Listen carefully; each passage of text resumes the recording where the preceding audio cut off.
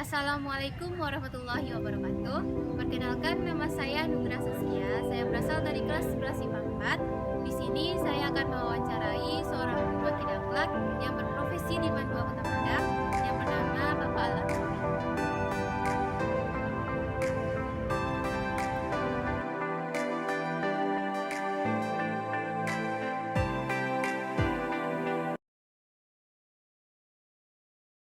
Assalamualaikum Pak. Waalaikumsalam warahmatullahi wabarakatuh. Jadi di sini Nunung mau mewawancarai Bapak, di mana profesi Bapak sebagai guru. Sebelum itu, baiknya kita perkenalkan. Perkenalkan, nama saya Nugra Saskia. Saya dari kelas 11 IPA 4. Apa juga kenal? Iya. Oh gitu. Kenal diri. Oke. Apa? Guru di Mandua Padang. Guru atau mata pelajaran akidah akhlak. Tempat tanggal lahir Bapak gimana? Tempat tanggal lahir di Paninjauan 19 September 1972. Tinggal Bapak di mana? Tinggal di daerah Lubukbuaya. Tempatnya di Geraha Agung Perdana. Lokal nomor 2. Jadi Nunung di sini mau ngajuin beberapa pertanyaan, boleh kan Pak? Kenapa sih Bapak memilih guru sebagai cita-cita Bapak?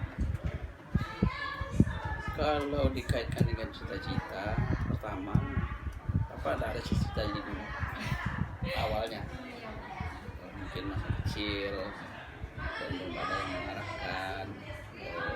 Awal itu ya, kalau ditanya cita-cita ada yang jadi pilot, kemudian kuliahnya di mana, kuliahnya di ITB, itu kan kita masa kecil itu kan tahu.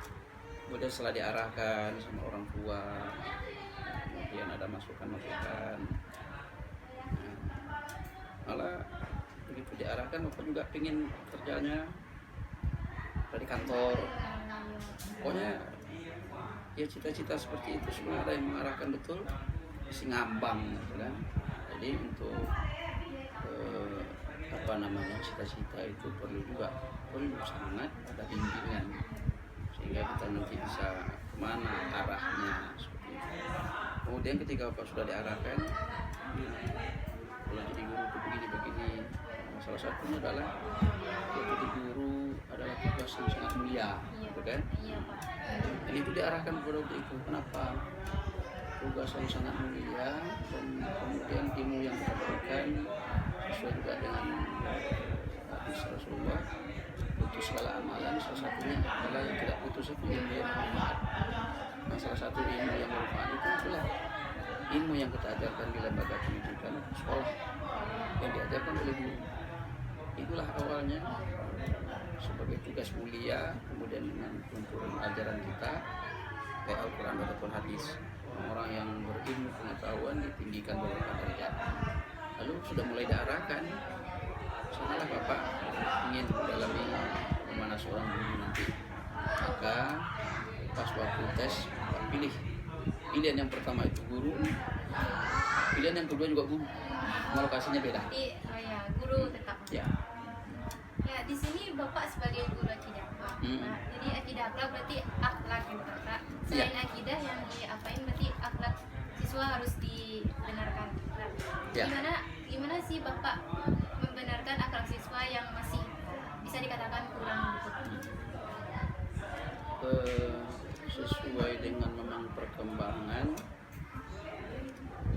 dan faktor yang terbesar yang mempengaruhi perkembangan seseorang itu adalah faktor lingkungan.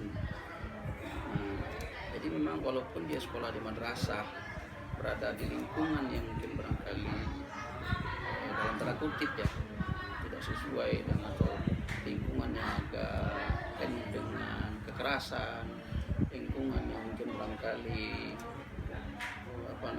perilaku lingkungan itu tidak baik, tidak menjamin di madrasah siswa itu akan baik juga. Makanya disinilah peran kita, salah satunya adalah guru akidah akhlak. Bagaimana dari sisi materi yang kita ajarkan itu belum menjamin, maka sikap-sikap yang mungkin barangkali tidak sesuai dengan ajaran agama, itulah perlu kita adakan semacam penekanan nanti di materi juga dan di praktik di lapangan. Dan mungkin kita panggil, nasihati, kita berikan semacam motivasi.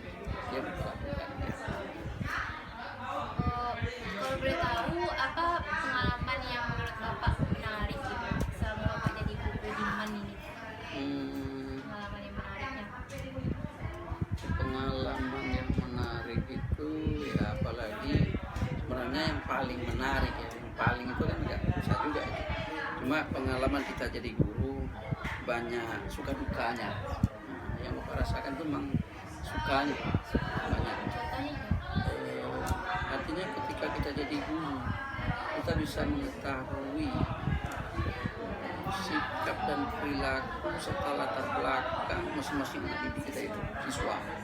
Bagi kita ketika Bapak dipercayai sebagai wakil bidang kesiswaan, nah disitulah kita melihat dari latar belakang, kemudian kondisi, kemudian perilaku anak, dan kita carikan solusinya. Dan ada yang Bapak lihat pada waktu itu ya, karena di lingkungannya memang ada broken home, kemudian anak itu berpengaruh ke semangat belajarnya.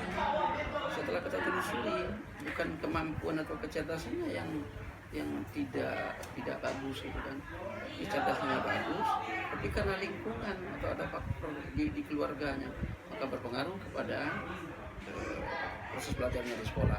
Nah, setelah kita adakan pendekatan, kemudian sharing, dan mereka terbuka cerita sama Bapak, akhirnya Bapak berikan solusi-solusinya berdasarkan pengalaman.